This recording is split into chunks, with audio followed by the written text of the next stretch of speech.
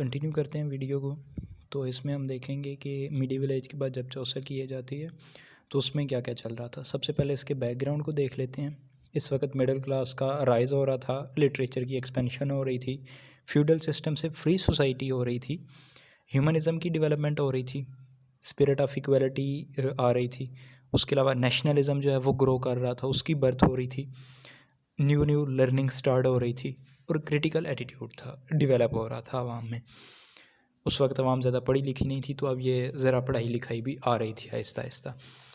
तो हमें ये देख लेते हैं कि इस बैकग्राउंड को देखने की ज़रूरत क्या पड़ती है, या हम जो डिफरेंट आथर्स का देखते हैं कि इस आथर ने लाइफ में ये किया या तब पैदा हुआ, वहाँ पे पैदा हुआ, तो इस सब की ज़रूरत क्या पड़ती है। हम डायरेक्ट भी तो वर्क को देख सकते हैं, या हमें इस सोसाइटी के बैकग्राउंड को, इंग्लैंड के बैकग्राउंड में जाने की ज़रूरत क्यों होती है। तो बात कुछ यूँ है कि कोई भी टेक्स्ट हो, उसका कोई ना कोई कंटेक्स्ट ज़रूर होता है। Every text is context bounded, तो हमें उस कंटेक्स्ट को देखने की ज़रूरत ज़रूर पड़ती है। कोई भी बुक हो तो उसके पीछे एक राइटर मौजूद होता है जिसने उसको लिखा होता है। उस राइटर की इंटेंशंस, उसकी थॉट्स, उसके इमोशंस, वो सब कुछ उसमें वो लिख रहा होता है बुक में। तो हर बुक के पीछे एक राइटर मौजूद है और हर राइटर के पीछे एक सोसाइटी मौजूद है। सोसाइटी के डिफरेंट इवेंट उसको इन्फ्लुएंस कर रहे हैं।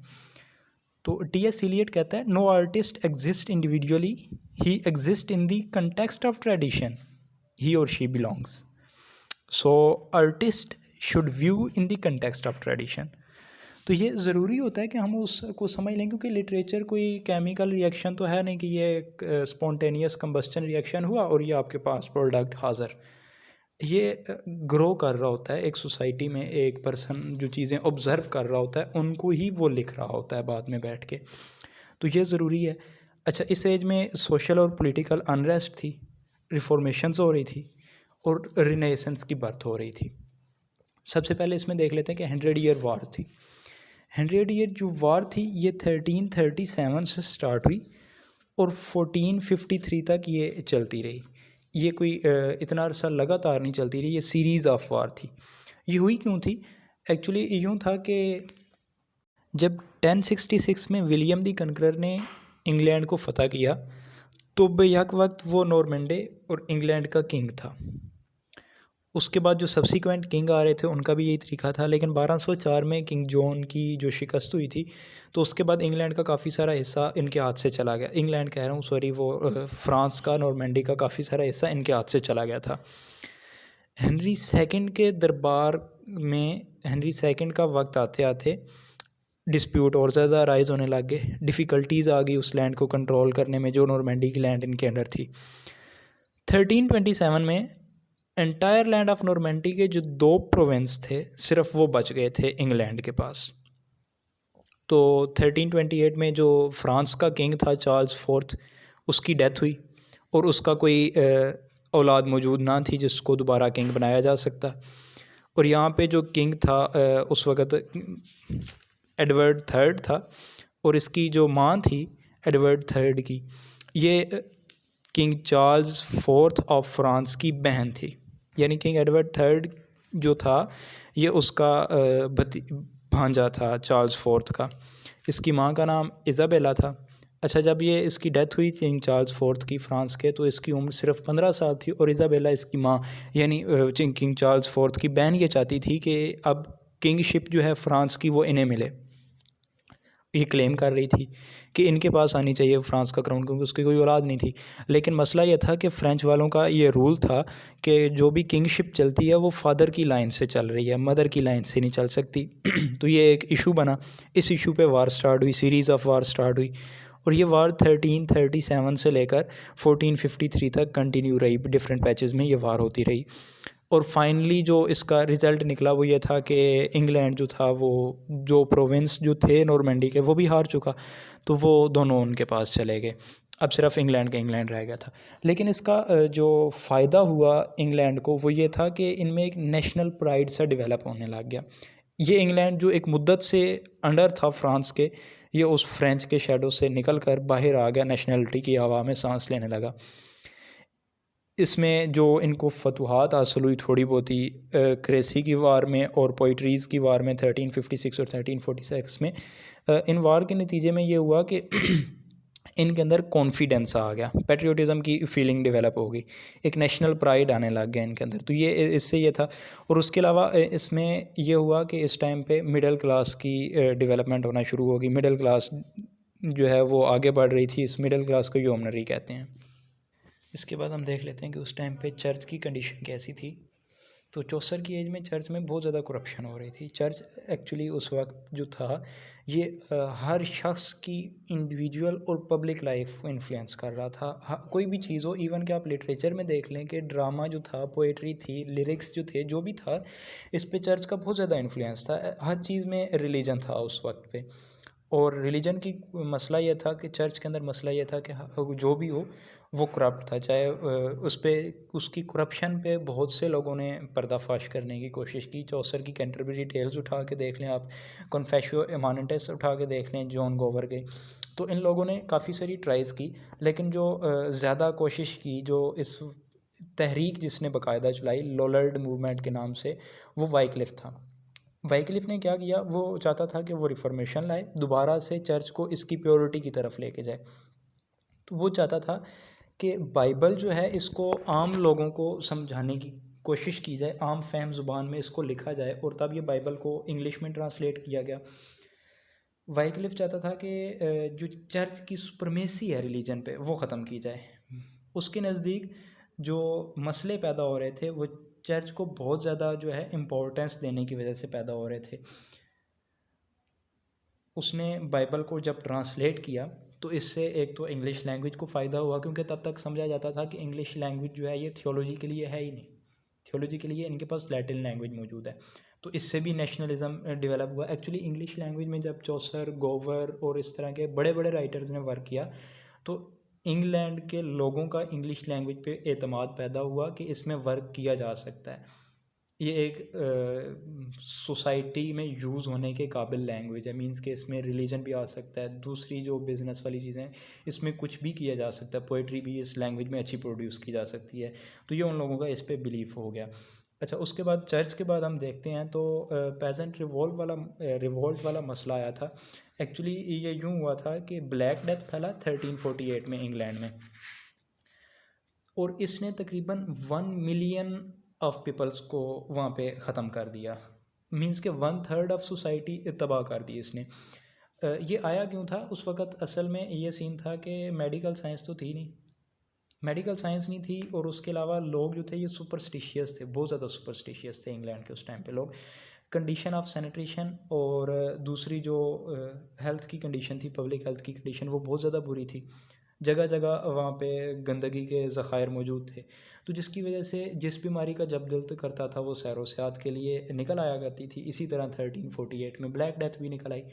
तो इसकी सैर के दौरान तकरीबन 1/3 ऑफ पॉपुलेशन का ख़ात्मा हो गया, सफाया हो गया।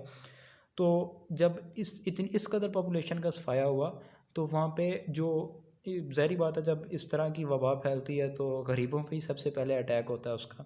खैर वबा तो ये तमीज़ नहीं रखती कि कौन गरीब है कौन अमीर है, लेकिन उसका ये हुआ कि जो मज़दूर तबका था वो ख़त्म हो गया वहाँ से। मज़दूर तबका काफ़ी हद तक ख़त्म हो गया, मज़दूरों की मांग बढ़ने लग गई। जब मज़दूरों की मांग बढ़ी तो मज़दूरों ने भी हाई वेजेस की डिमांड कर दी। उन्होंने भी चाहा कि हमें तनख्वाह ज़्यादा मिले, क्योंकि उनकी डिमांड ज़्यादा थी। मज़दूरों की हाई वेजेस वाली डिमांड को किंग एडवर्ड थर्ड और उसकी पार्लियामेंट ने बड़ा सीरियस नोटिस लिया, इस पे आड़े हाथों लिया। उन्होंने इसे अनलॉफुल करार दिया कि कोई भी जो लेबरर है वो हाई वेजेस की डिमांड करे तो ये अनलॉफुल है। इसके अलावा सवेयर पनिशमेंट रख दी इस चीज़ को ख़त्म करने के लिए। इससे मज़दूर तबके के जज्बात सख्त मजरूह हुए। उन्होंने मार्च करने का फ़ैसला किया। जॉन बॉल नाम का बंदा था, एक कैंटिश प्रीस्ट था, उसने सिचुएशन को समझा और वो इनका लीडर बना। 1381 में ये मार्च के लिए निकले लंदन की तरफ, लेकिन इनकी मार्च को बड़ा हैविली क्रश कर दिया गया और इनकी जो ये डिमांड थी ये सारी ख़त्म हो गई। लेकिन इसका नुकसान तो खैर जो हुआ, लेकिन इसका फ़ायदा ये हुआ था कि स्पिरिट ऑफ इंडिपेंडेंस ज़रूर पैदा हुई थी। लोगों ने चाहा कि वो फ्यूडलिज़म से आज़ाद हो जाएं, और स्कॉलर्स इसको देखते हैं कि ये जो फ्यूडलिज़म से मॉडर्निज़म की तरफ सोसाइटी जा रही थी। अच्छा, इसके अलावा इंटेलेक्चुअल अवेकनिंग हो रही थी। इंटेलेक्चुअल अवेकनिंग कैसे हो रही थी कि लैटिन और फ्रेंच जो लैंग्वेज थी उन्हें अब तक सुपीरियर लैंग्वेजेस माना जाता था, लेकिन जब इंग्लिश लैंग्वेज में वर्क शुरू हुआ तो लोगों को पता चला कि ये लैंग्वेज भी यूज़ की जा सकती है। तो इस एज में इंटेलेक्चुअल अवेकनिंग हो रही थी, पेजेंट रिवोल्ट चल रहा था, 100 ईयर वॉर थी, राइज ऑफ मिडिल क्लास था, करप्शन इन चर्च हो रही थी, और जॉन वाइक्लिफ वगैरह और दीगर मूवमेंट चल रही थी रेफॉर्मेशंस के लिए। चौसर की तरफ जाने से पहले गोवर और लैंगलैंड को देख लेते हैं। ये दोनों चौसर के कंटेम्प्रेरीज थे। इन दोनों की लाइफ के बारे में कुछ बहुत ज़्यादा पता नहीं है, क्योंकि चौसर जो था वो तो कोर्टियर था, उसकी लाइफ की डॉक्यूमेंटेशन मौजूद है सारी, लेकिन इनका ये सीन नहीं था, तो इसकी वजह से इनकी लाइफ का ज़्यादा हमें पता नहीं है। गोवर को देखते हैं। सबसे पहले ये 1330 में पैदा हुआ और 1408 में इसकी डेथ। ये कैंट और लंदन में रहा है, और ये एक बेसिकली लैंड ओनर था। इसकी लैंड्स मौजूद थी सफोल्क और नॉर्फोल्क में। ये जोफ्री चौसर का एक बहुत अच्छा दोस्त भी था। ये दोनों आपस में मिले भी थे कहीं ना कहीं, ये माना जाता है। उसके अलावा देखें तो ये लायर था, और इसने गालबन लॉ की प्रैक्टिस भी ये करता रहा था। इसकी राइटिंग का बेसिकली एलेगोरिकल मोड है। ये इंग्लिश पोइट्री के फादर्स में से एक है। ये ग्रेट स्टाइलिस्ट था, नैरेटिव पोइट था। इसका जो बेसिक वर्क है वो कन्फेशियो एमेनिटस है। ये 14,000 लाइन की ऑक्टासिलेबलिक पोएम है एक। ये पोएट और डिवाइन इंटरप्रेटर के दरमियान डिस्कशन है, कन्वर्सेशन है। ये इंसाइक्लोपीडिया है आर्ट ऑफ लव का। बेसिकली इसने ये लिखा इसलिए था कि ये खुद कहता है, जॉन गोवर खुद कहता है कि किंग रिचर्ड जो था वो सैड था कि इंग्लिश में कोई अच्छा वर्क नहीं लिखा गया, तो ये उसने उस वजह से लिखा था। इसके अलावा इसके वर्क्स को देखें तो जवानी की उम्र में ये ज़्यादातर बैलड्स लिखता रहा है। तकरीबन इसने फ्रेंच लैंग्वेज में 50 के करीब बैलड्स लिखे हैं। इसकी एक लंबी पोएम है स्पेकुलम मेडिटेंट्स। उसके अलावा इसने लिखी मिरर डी अयोम नाम की पोएम लिखी। फिर इसने एक और वर्क लिखा वोक्स क्लेमेंटस नाम का। एक्चुअली इसका थीम जो था वो जो मज़दूरों की बगावत हुई थी 1381 में, वो इसका थीम था। लेकिन गोवर इसको कोई पॉजिटिव व्यू में नहीं लेके आता था। वो समझता था कि जो डिसऑर्डर और डिस्ट्रक्शन काज हुआ है पीस में, वो इसी रिवोल्ट की वजह से काज हुआ है। मींस कि ये एक इवल ऑकरेंस थी उसके नज़दीक। लैंडलॉर्ड जो सोसाइटी चल रही थी वो इसी तरह चलनी चाहिए थी। उसके बाद इसकी एक और नज़म है डेकामिरोन नाम की। ये स्टोरीज़ हैं इसमें डिफरेंट तरह की, जिनको एक जगह पे एक थ्रेड में उसने बुना है। मींस के चौसर का जो आइडिया था स्टोरीज़ को इकट्ठा लिखने का, वो नया नहीं था। उससे पहले भी स्टोरीज़ इस तरह से लिखी जाती थी। कॉन्फेशियो एमानिटस इसका बेस्ट और लास्ट वर्क में से एक है, जो 1390s में लिखा गया था, और इसको बाद में इसने खुद 2-3 दफ़ा रिवाइज़ भी किया था। उसके बाद देखें तो विलियम लैंगलैंड आता है। विलियम लैंगलैंड 1331 में मालवर्न हिल में पैदा हुआ। इसकी बेसिक एजुकेशन जो हुई थी बेनेडिक्टाइन स्कूल में हुई थी। लैंगलैंड बाद में लंदन में आ गया और वहीं पर रहने लगा। किसी चर्च से वाबस्ता भी रहा, जिससे ये मीन्स के ये कमाता खाता पीता रहा। उसके अलावा कुछ स्कॉलर्स हैं जो बिलीव करते हैं। रिचर्ड दी रेडलर नाम की इसने पोएम और वर्क लिखा, जो कि किंग रिचर्ड के ख़िलाफ़ था। लेकिन ज़ाहिर है कि ये कुछ ही बिलीव करते हैं, इसकी ऑथरशिप में बहुत ज़्यादा डिबेट और डिस्प्यूट है। इसका बेसिक और इम्पोर्टेंट वर्क है वो पायर्स प्लोमैन है। पायर्स प्लोमैन एक विजनरी पोएम है। एलिटरेटिव फॉर्म में इस नज़म को लिखा गया है, जिसमें लव, फॉल्सहुड, रीज़न, विजडम, विट, रॉन्ग और 7 डेडली सिंस ऑफ क्रिश्चियनिटी के दरमियान एक बहस सी दिखाई गई है। मींस कि ये बेसिकली मोरालिटी पे फोकस करता था, चाहता था कि माशरे की इस्लाह की जाए, जिस वजह से इसने ये वर्क लिखा। इस वर्क में ख़ामियाँ भी हैं। मींस कि इसका कोई प्लॉट बहुत ज़्यादा अच्छा नहीं है, और इसके अलावा इसके पास चौसर जैसी पोएटिक टेक्निक और क्वालिटी भी नहीं थी। लेकिन इसके बावजूद ये एक बहुत इम्पोर्टेंट वर्क है। इसके बाद हम देखते हैं जोफ्री चौसर को। जोफ्री चौसर जो था 1340s में पैदा हुआ। मींस कि इसकी exact date of birth unknown है। 1341, 42 इसी तरह करके 1340s में पैदा हुआ और 1400 में इसकी डेथ हुई। बेसिकली ये मर्चेंट फैमिली से बिलोंग करता था। चौसर जो है ये फ़्रेंच वर्ड है। उर्दू वाला वो चौसर नहीं जो गालिब के ज़माने में राइज था। ये फ़्रेंच वर्ड है। इसका चौसरस से ये लफ्ज़ निकला है। इसका मतलब शू मेकर होता है। चौसर जो है 3 मोनार्क्स के अंडर रहा है। 1340s में जब ये पैदा हुआ तब किंग एडवर्ड थर्ड था। 1377 में रिचर्ड सेकंड जो है वो किंग बना, और 1399 में हेनरी फोर्थ किंग बना। अच्छा, 3 मोनार्क के अंदर ये रहा। इसको ड्राइडन ने फादर ऑफ इंग्लिश पोइट्री कहा है, फादर ऑफ इंग्लिश भी इसे कहा जाता है। 1357 में ये बतौर पेज एलिज़ाबेथ डी बर्ग के वर्क करने लगा। पेज वो होता है जो मैसेजेस ले जाता है और ले आता है। उसके बाद क्योंकि ये एलिज़ाबेथ डी बर्ग जो थी ये काउंटेस ऑफ अल्स्टर थी, इसकी बाद में शादी हो गई किंग एडवर्ड थर्ड के बेटे अर्ल ऑफ अल्स्टर से। तो जैसे ही इसकी वैल्यू बढ़ी, इसके साथ साथ चौसर की वैल्यू भी बढ़ गई और वो एक कोर्ट का मेंबर बन गया। जैसा कि हम जानते हैं 1357 से जो 1453 तक 100 ऑफ वार्स की सीरीज़ चलती आ रही थी। तो इसी वार में 1360 में जो है चौसर भी गया किंग एडवर्ड थर्ड के बेटे के साथ। तो इस वार में वो कैद हो गया और इस कैद के लिए उसको अच्छी खासी रकम दे के किंग एडवर्ड थर्ड जो था उस वक्त के 16 पाउंड उसने दिए और इसको रिलीज़ कराया। बाद में 1366 में इसकी फ़िलिपा से शादी हुई जो कि ख़ुद भी एक कोर्ट की मेंबर थी। अच्छा, इसकी जो वाइफ थी फ़िलिपा, इसकी एक और बहन भी थी जिससे जॉन ऑफ गॉन्ट की शादी हुई। जॉन ऑफ गॉन्ट एडवर्ड थर्ड का बेटा और जोफ्री चौसर का बहुत अच्छा दोस्त था, जिसके लिए जब उसकी वाइफ की 1369 में डेथ हुई तो प्लेग की वजह से इस जोफ्री चौसर ने जॉन ऑफ गॉन्ट से हमदर्दी के लिए एक बुक लिखी थी, बुक ऑफ डचेस। इसके अलावा क्योंकि जोफ्री चौसर जो था ये कोर्ट का मेंबर था तो इसको बहुत सारे डिप्लोमेटिक मिशन मिलते रहा करते थे जिन पर ये जाता रहता था। इस तरह इसने इटली में ट्रैवल किया। इसके अलावा कैंट में भी ये काफ़ी अरसा रहा। इटली में जब ये गया तो वहाँ पे ये फादर ऑफ ह्यूमनिज़म यानी फ्रांसिस्को पेट्रोआर्क से मिला, उसके बारे में इसने पढ़ा, उसकी स्टोरीज़ को देखा। तो बाद में उन चीज़ों को इसने अपने लेटर वर्क में यूज़ भी किया।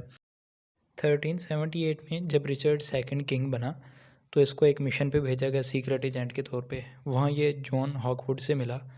यही जॉन हॉकवुड बाद में चौसर के कैंटरबरी टेल्स में नाइट का करैक्टर अदा करता है, मींस के उसी से इसने इंस्पायर होके वो करैक्टर लिखा था। मुख्तलिफ़ मिशंस पे ये जाता रहता था। बाद में ये कैंट में गया, कैंट में इसने मींस के पुराने वाली जॉब लेफ़्ट करके ये एक मिशनर के तौर पे वहाँ रहा और बाद में 25 अक्टूबर 1400 को इसकी डेथ भी हो गई और इसको दफनाया गया था वेस्टमिंस्टर एबे में। वेस्टमिंस्टर एबे में पोएट कॉर्नर है जहाँ पे इसको दफनाया गया। एक्चुअली ये फर्स्ट बंदा था जिसको वहाँ पे दफनाया गया। इसके बाद काफ़ी सारे और लोगों बड़ी बड़ी मींस के जो शुअरा थे उस ज़माने के उनको दफनाया गया। जैसे कि आप देख लेते हैं फ्रांसिस पियामाउंट को 1610 में, एडमंड स्पेंसर जो था 1599 में उसको दफनाया गया वहाँ पे, बेन जॉनसन को, जॉन डेनहम को, रॉबर्ट मैरे को, विलियम डेवनेंट को, इन बड़ी बड़ी हस्तियों को बाद में वहाँ पे दफन किया गया। चौसर के वर्क को देखें तो ये 3 तरह से डिवाइडेड हैं। 3 इनके पीरियड्स आते हैं। First of all French model था, फिर इटालियन था और उसके बाद इंग्लिश मॉडल आता है।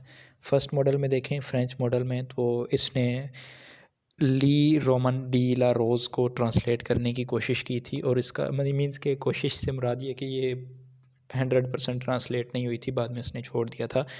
रोमेंट ऑफ द रोज़ के नाम से ये पोएम इसने ट्रांसलेट की थी। इसमें वही फ्रेंच रोमांसेस हैं और allegories of the courtly love वगैरह मौजूद है। इसके अलावा इसने एक बुक लिखी इस दौर में, the book of the duchess. Book of the duchess जो एक्चुअली जो है ये इसने सिंपथी के तौर पे लिखी थी जॉन ऑफ गॉन्ट की वाइफ की डेथ पे, और ये भी जो है फ्रेंच मॉडल पे ही बेस बुक करती है। अच्छा, उसके बाद दूसरा पीरियड इसका आता है जो इसका लैटिन पीरियड है। इसमें 1373 से लेकर 1384 तक का एरा शामिल है। इसमें इसने इटालियन लिटरेचर को बहुत ज़्यादा प्रेफर किया, स्पेशली डांटे की डिवाइन कॉमेडी और बोकाशियो की पोएम्स को। इस दौर में लिखी गई नज़मों में दी पार्लियामेंट ऑफ दी फाउल शामिल है, जिसमें मुख्तलिफ़ किस्म के जो हैं बर्ड्स बैठे हुए हैं और वो डिस्कस कर रहे हैं आपस में चीज़ें। और फिर ट्रोइलस एंड क्रेसिडी है। ट्रोइलस और क्रेसिडा जो है ये बेस करती है ट्रोजन वार पे, जिसमें ट्रोइलस जो है ये क्रेसिडा से प्यार करता है और इस तरह की स्टोरी है इसकी। उसके बाद दी स्टोरी ऑफ ग्राइसेल्डा है और फिर दी हाउस ऑफ फेम आती है। दी हाउस ऑफ फेम जो है मास्टरपीस है कॉमिक फैंटेसी का। फिर इसका पीरियड आता है जिसे हम इंग्लिश पीरियड कह सकते हैं। ये 1384 से इसकी डेथ तक का है। इसमें इसने बहुत ज़्यादा फेमस वर्क लिखा था दी कैंटरबरी टेल्स। उससे हट के इसने इस दौर में एक और बुक लिखी थी दी लेजेंड ऑफ गुड वुमेन। ये आयम्बिक पेंटामीटर में लिखी गई है। अच्छा, ये देख लीजिएगा कि जो first work legend of the good woman लिखा गया, मींस के जो फर्स्ट वर्क लिखा गया एम्बिक पेंटामीटर में, वो the legend of the good woman था। अब चलते हैं कैंटरबरी टेल्स की तरफ। कैंटरबरी टेल्स में होता यूँ है कि कुछ लोग जाते हैं सेंट थॉमस बैकेट के मज़ार पे। तो जाते हुए वो डिसाइड करते हैं, 30 टोटल लोग होते हैं, और वो डिसाइड करते हैं कि जाते हुए भी हम 2 स्टोरी सुनाएंगे और आते हुए भी 2 स्टोरी सुनाएंगे। तो यानी ईच कैरेक्टर जो है 4 स्टोरी सुनाएगा, तो यूँ कुल मिला के जो है वो 120 स्टोरीज़ लिखेगा। लेकिन टोटल जो है 24 स्टोरीज़ ही लिख पाया, उसके बाद इसकी डेथ हो गई थी। इसकी जो स्टार्ट होता है उसमें जनरल प्रोलॉग है। जनरल प्रोलॉग में डिस्क्रिप्शन है स्प्रिंग की, उसके बाद जो हर बंदा जहाँ आ रहा है पिलग्रिम एज पे, उसकी इंट्रोडक्शन है। तो यूँ कुल मिला के ये 30 बंदे हैं। हैरी बेली इनका होस्ट है, जिसने सबको अरेंज करके रखा हुआ है और जिसने ये आइडिया पेश किया है किस तरह से हम करेंगे, और इसका मींस के जो स्टोरी जिसकी बेस्ट होगी उसको फ्री डिनर मिलेगा। तो अब ये लोग जो हैं इनके एक दफ़ा नाम सुन लें। इसमें नाइट है, प्रायरस है, मोंक है, फ्रायर है, मर्चेंट है, क्लर्क है, मैन ऑफ लॉ है, फ्रैंकलिन है, हार्बर डैशर है, कारपेंटर, वीवर, ड्रायर, टपेस्ट्री मेकर और इस तरह के और बंदे। कुक भी इनके साथ हो गए, शिपमैन है, फिजिशियन है, उसके अलावा वाइफ ऑफ बैथ है, पार्सन है, रेसलर है, इस तरह के ये हैं, समनर, पार्टनर्स वगैरह। ये कुल मिला के सारे 30 हैं। ये सारे स्टोरी जाते हुए सुनाते हैं। अच्छा, तो इसमें मज़े की बात जो है, इसने होल सोसाइटी को रिप्रेजेंट किया। मींस कि जो इसने करैक्टर लिए हैं, इसने अच्छे खासे सोच समझ के लिए हैं, जिससे ओवरऑल सोसाइटी को इसने समेट के अपनी स्टोरी में रख दी। यानी 14वीं सेंचुरी हमने देखनी हो तो इसमें हमें पूरी की पूरी नज़र आ जाती है। अगर इस वर्क की हम खसूसियात देखें तो सबसे पहले इसमें इंडिविजुअलिज़म है, आयरनी ऑफ करैक्टर है, ह्यूमर है, मोरालिटी है और ऑब्जेक्टिविटी है। इंडिविजुअलिज़म ये जो बेसिक चीज़ थी ह्यूमनिज़म में, जो बाद में रेनेसेंस आया, उसकी बेसिक जो क्वालिटी थी वो ह्यूमनिज़म थी, इंडिविजुअलिज़म थी। तो इस तरह से ये एक मिनी, इसको आप रेनेसेंस कह लें या डॉन ऑफ रेनेसेंस कह लें। इसके बाद आयरनी ऑफ करैक्टर में ये है कि एक करैक्टर को इसने रिप्रेजेंट, खुद से उस पर कोई स्टायर या कोई कमेंट पास नहीं किया। उसने इस तरह से पेश किया है कि एक करैक्टर खुद को कैसे देखता है और दूसरे लोग उसको कैसे देखते हैं। तो इससे एक आयरनिक गैप है इन दोनों के दरमियान। उसके बाद इसका शुरू से कहानी में एंड तक, हर कहानी में कहीं ना कहीं पे कोई ना कोई ह्यूमरस पॉइंट हमें नज़र आता है। मोरालिटी को इसने फोकस किया है। उस वक्त की जो चर्च था, चर्च की बुराइयों को इसने दिखाया है। और उसके बाद इसमें ऑब्जेक्टिविटी है। ऑब्जेक्टिविटी मींस कि इसमें कोई पर्सनल बायसनेस नहीं है, इसने एज इट इज़ करैक्टर्स को दिखाया है। करैक्टर्स में देखें तो इसने देखें कि हर तरह के करैक्टर्स लिए हैं। उसमें एक्लेसियास्टिकल जो करैक्टर्स हैं उसमें मॉन्क आ जाता है, फ्रायर आ जाता है, प्रायरस आ जाती है, पार्डनर आ जाता है और पार्सन। अच्छा, पार्सन के अलावा बाकी जितने भी ये एक्लेसियास्टिकल करैक्टर्स हैं ये सारे करप्ट हैं। तो इससे चर्च की करप्शन वाज़े होती है उस टाइम पे। कॉमर्स और ट्रेड से भी उसने करैक्टर्स लिए हैं। इसी तरह मिडीवल शिवलरी का उसने जो करैक्टर लिया, नाइट का करैक्टर। तो इन सारे करैक्टर्स को देखें तो एक आर्ट गैलरी है, पिक्चर गैलरी है, जिसमें हर करैक्टर हमें घूमता फिरता हुआ नज़र आता है और एक रियल पोर्ट्रेट है इसमें। मीन्स के कोई भी करैक्टर आर्टिफिशियल नहीं है। ये उस वक्त जब हम देखें उस ज़माने में, तो उस वक्त मिडीवल रोमांसेस लिखे जाते थे, लेकिन इसने उन रोमांसेस से हट के लाइफ पे फोकस किया और सोशल रिप्रेजेंटेशन है उस टाइम की। इसकी ऑब्जर्वेशन का हमें इन करैक्टर से पता चलता है, ये कितना कीनली ऑब्ज़र्व किया करता था। विलियम ब्लेक कहता है कि इसने जो करैक्टर लिए हैं वो तमाम एज और तमाम नेशन को रिप्रेजेंट करते हैं। चौसर की डेथ हुई 1400 में। 1400 से लेके 1500 तक की पूरी सेंचुरी ये डार्क एज या बैरन एज ऑफ इंग्लिश लिटरेचर कहलाती है, क्योंकि इसमें कोई ख़ास वर्क आया नहीं था। इस एज के पहले बैकग्राउंड को देख लेते हैं, फिर लिटरेरी एक्टिविटी को देखेंगे। इस एज में रिलीजियस रिफॉर्मेशंस चल रही थी। सारा लिटरेचर जितना भी था अनप्रोडक्टिव था। स्टेट ऑफ एजुकेशन उस वक्त भी लोअर चल रही थी। मिडिल क्लास राइज़ कर रही थी। उसके बाद डीजनरेशन ऑफ रिलीजियस परसिक्यूशन और वार ऑफ रोजेस चली थी 30 ईयर, जो स्ट्रगल थी हाउस ऑफ यॉर्क और हाउस ऑफ लैंकेस्टर के दरमियान किंगशिप के लिए। इस टाइम पे जो एजुकेटेड क्लास थी वो सिर्फ प्रीस्ट थे और चर्च की मोनोपोली थी ओवर एजुकेशन, और जितनी भी लिटरेरी एक्टिविटीज़ थी उन सब पे चर्च का कंट्रोल था। अब जैसे ही जोफ्री चौसर ने अपनी लिखी स्टोरीज़ कंपाइल की, तो उसके बाद जितने भी पोएट्स हैं बाद के, उन्होंने उसे कॉपी करना शुरू कर दिया। इस सेंचुरी में जितनी भी ज़्यादातर जो भी पोएट्स हैं उन्होंने कॉपी ही करके काम चलाया है। तो इस एज में बहुत ज़्यादा नंबरियस कॉपी आई, वॉल्यूमिनस लिखा गया, और इन सब को चौसेरियंस कहते हैं। ये जो लिखते थे वो लाइफलेस ही हुआ करता था अक्सर। अच्छा, अब ये स्कॉटिश भी चौसेरियन थे और इंग्लैंड वाले चौसेरियन भी थे, यानी स्कॉटलैंड में भी कॉपी किया जाता और इंग्लैंड में भी कॉपी किया जाता। लेकिन स्कॉटलैंड की पोइट्री को अगर हम देखें तो वो थोड़ी सी इससे बेहतर थी। स्कॉटिश चौसेरियन में रॉबर्ट हेनरिसन, विलियम डनबर और गवेन डॉगलस शामिल हैं, जबकि जो इंग्लिश चौसेरियन थे उनमें हॉकलीफ, जॉन लिचगेट और अलेक्जेंडर बर्कलेज के नाम आते हैं। जॉन लिचगेट जो था इसने बहुत ज़्यादा लिखा था उस टाइम पे, प्रोलिफिक राइटर था। चौसेरियन में सबसे बड़ा नाम इंग्लैंड के चौसेरियन में इसी का ही आता है, लेकिन इसकी कोई वर्क ख़ास नहीं थे। इसने फॉल ऑफ प्रिंसेस लिखी थी पोएम। उसके बाद इसका वर्क है the story of Thebes, the temple of glass वगैरह। अच्छा, जो इसने ट्रॉय बुक लिखी और लाइफ ऑफ ओवर लेडी लिखी, वो इसने हेनरी फोर्थ को डेडिकेट की थी। फॉल ऑफ प्रिंसेस की बुक बेस्ड थी बुकैशियो की स्टोरीज़ पे, बुकैशियो की पोएम्स पे। उसके बाद दूसरा नाम अलेक्जेंडर बर्कले देखें तो इसने शिप ऑफ फूल्स लिखी और लार्ज नंबर ऑफ़ करैक्टर्स इसमें नज़र आते हैं हमें चौसर की तरह। थॉमस ऑकलीव ने द रीगेंट ऑफ प्रिंसेस लिखी। ये मुख्तसरन चौसेरियन थे इंग्लैंड के। अब हम देखते हैं कि जो स्कॉटिश चौसेरियन थे उनमें कौन कौन से नाम आते हैं। स्कॉटिश चौसेरियन में king James first of Scotland बजाते खुद आता है, जो कि 1394 से 1437 तक किंग रहा। जब ये इंग्लैंड के प्रिजन में था तो इसने चौसर को पढ़ा, उसके इन्फ्लुएंस उससे मुतासर हुआ और इसने एक बुक लिखी थी किंग्स क्वेयर, मींस के किंग्स बुक। ये एक लव पोएम थी और इस बुक में इसका लव अफेयर इसने डिस्क्राइब किया था किंग का और लेडी जेन बियोफोर्ट का, जो कि हेनरी फोर्थ की भतीजी थी। बाद में इन दोनों की शादी भी हो गई थी। इसमें इसने 7 लाइन का स्टैंजा यूज़ किया है, जो कि जोफ्री चौसर ने किया था। इस राइम रॉयल में आयम्बिक पेंटामीटर को यूज़ किया जाता है और 7 लाइन का स्टैंजा इसमें इस्तेमाल होता है। इसके बाद king James first of England के बाद हमारे पास स्कॉटलैंड के बाद हमारे पास सेकंड नाम आता है जॉन बार्बर का, जिसने ब्रूस नाम का क्रॉनिकल लिखा था और इसको ऑक्टासिलेबलिक कपलेट में लिखा गया था। ये फर्स्ट टेक्स्ट है जिसमें स्कॉटिश नेशनलिज्म को सेलिब्रेट किया गया। उसके बाद रॉबर्ट हेनरिसन आता है। रॉबर्ट हेनरिसन जो था ये मोरलिस्ट पोएट था। इसने टेस्टामेंट ऑफ क्रेसीड लिखा।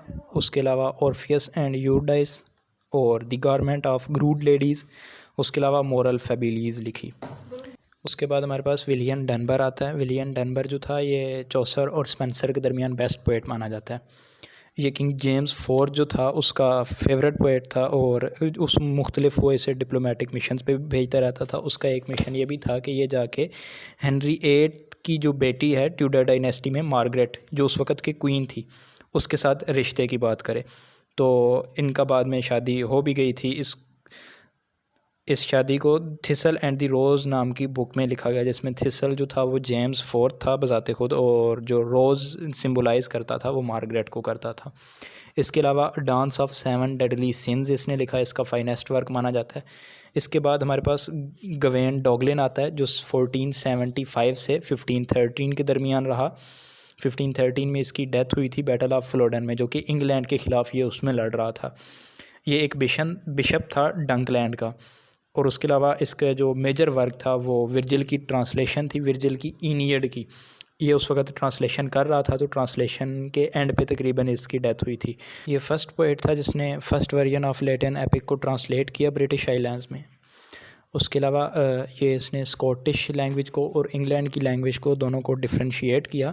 Scottish language actually Northumbrian Anglo Saxon का डायलैक्ट था जो बाद में इससे सेपरेट होकर वहाँ चला गया। इसमें नॉर्स, गैलिक, फ्रेंच और डच इन्फ्लुएंसेस शामिल थे इस लैंग्वेज में। हेनरिसन, डनबर और डॉगलस जो थे ये 18th सेंचुरी के फ्रेंच राइटर थे। उसके बाद इनके बाद फ्रीगरसन और बर्न्स वगैरह के नाम आते हैं। अच्छा, ये गैविन डॉगलिन जो था इसने सिर्फ स्कॉटिश लैंग्वेज में ही लिखा था, ये इंग्लिश में इसने नहीं लिखा। इसके अलावा एंड्रयू वांटन भी इन्हीं में आता है। अच्छा, इससे आगे चलें तो हम जॉन स्केल्टन को देखते हैं। जॉन स्केल्टन एक बहुत अच्छा पोएट था। इसको कैटेगराइज़ करना ज़रा मुश्किल है क्योंकि ये दोनों एजेस में आता है, मींस के मिडिवलिज़म में भी आता है और रेनेसेंस की एज के दरमियान बिल्कुल ये बैठा हुआ है। इसके अलावा ये फनीएस्ट पोएट माना जाता है इंग्लिश का।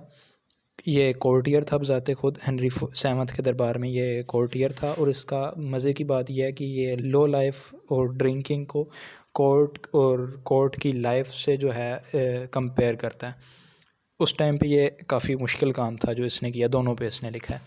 इसका जो लिखने का स्टाइल था वो रफ़ था, रफ़ लैंग्वेज यूज़ किया करता था। इसके अलावा स्ट्रॉन्ग एलिमेंट ऑफ एक्सेंट्रिसिटी थे।